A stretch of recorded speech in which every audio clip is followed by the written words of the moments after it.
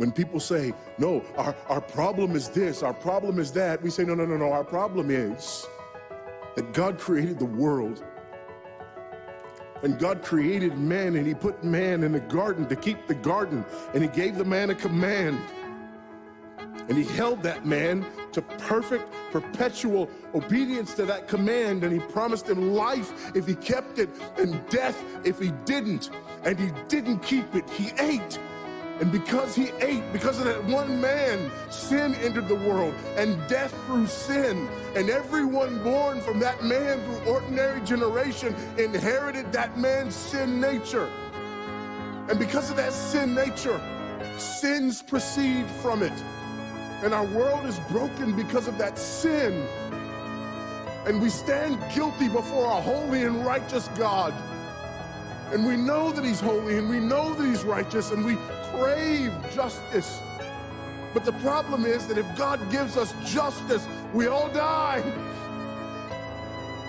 And so that God, in his goodness and in his mercy, sent forth his son, who was not born of ordinary generation, but was born of a virgin. Yes, the virgin birth matters. Why? Because if he's born of ordinary generation, he's born in sin. But because he's not born of ordinary generation, he's not born in sin. He's clean of sin. His record is clean. And he keeps his record clean. And he obeys God's law. And because he's fully God and fully man, he obeys the law of God on our behalf in his active obedience. And then in his passive obedience, God made him who knew no sin to be sin for us.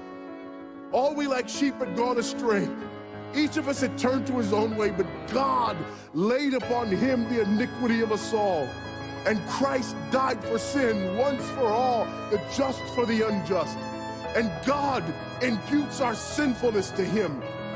And he nails our sinfulness to the tree.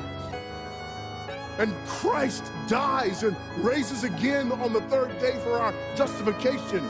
And there's another imputation. The righteousness of Christ is actually imputed to us so that God can be both just and the justifier of the one who places faith in Jesus Christ, so that all those who come to Christ may enter in, so that all those who place faith in Christ might be saved, but not only saved, but sanctified, because he's the firstborn of many brethren.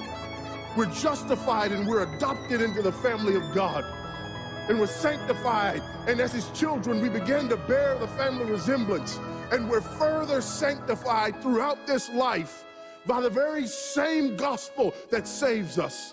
Until one day, when it's all said and done, we're not just saved from the penalty of sin.